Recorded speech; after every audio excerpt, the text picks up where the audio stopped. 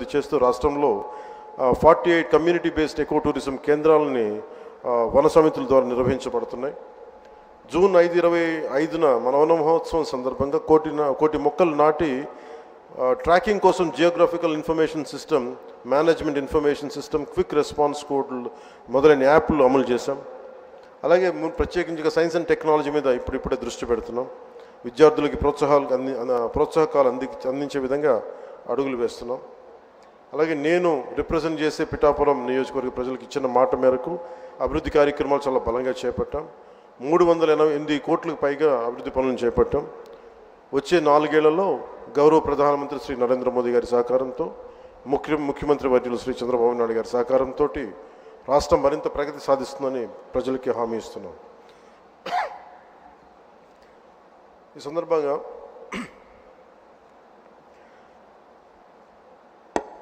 సరైన ఎంత రెలవెన్స్ నాకు తెలియదు, కానీ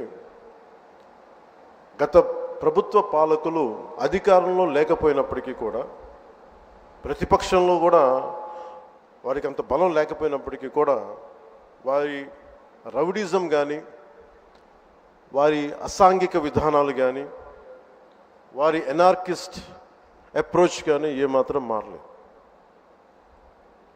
ఇది చాలా ప్రతి ఒక్కరికి కూడా చాలా లోపలగా తరిచి చూడాల్సిన అంశం. ఇది వారికి ఎవ్వరికీ కూడా ప్రజాస్వామ్య విధానాల మీద ఏమాత్రం గౌరవం లేదు.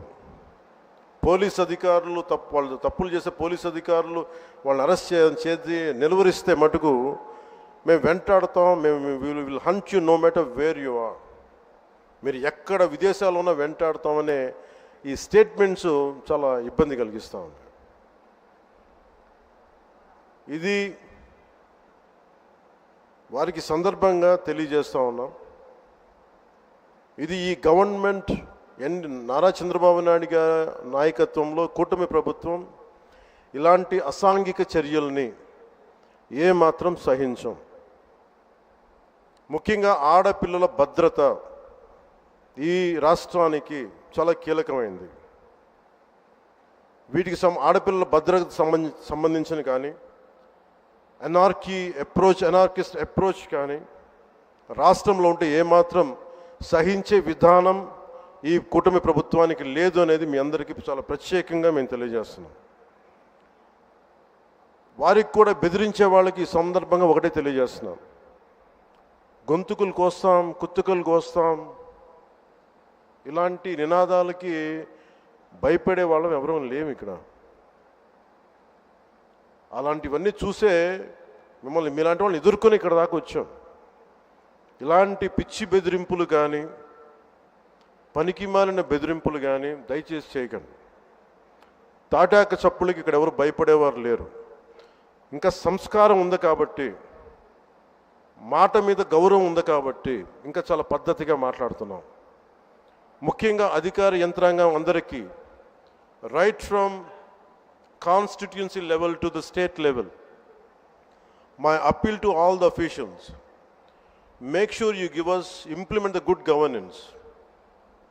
ముఖ్యంగా లా అండ్ ఆర్డర్కి సంబంధించి మటుకు కరప్షన్ లేని విధానాలతోటి ముందుకెళ్ళాలని మనస్ఫూర్తిగా కోరుకుంటా ఉన్నాం. అలాగే ఏ విధమైన ఇబ్బందులు కలిగించినా, చాలామందికి ఒక ఆలోచన ఉండొచ్చు, మళ్ళీ ఆ ప్రభుత్వం వస్తే ఏమవుతుంది, ఆ ప్రభుత్వం రావట్లేదు. ఇది ఎందుకు చెప్తున్నానంటే, ఇది I want to give you confidence, I want to empower you. ఎందుకంటే మేమందరం ఇంక సహించడానికి సిద్ధంగా లేము. ఇక్కడ ఈ కూటమి ప్రభుత్వం తక్కువ మేము మాట్లాడుకుంది 15 నుంచి 20 ఏళ్ళు ఉండాలి. ఎందుకు అనుకున్నామంటే, ఆంధ్రప్రదేశ్ వికసిత్ ఆంధ్రప్రదేశ్గా ఉండాలి, వికసిత్ భారత్లో భాగంగా ఉండాలి. అంటే ఈ ఐక్యత చెడగొట్టే పరిస్థితుల్లో నేను లేను, ఎవ్వరం కూడా లేము. అలాగే ఇది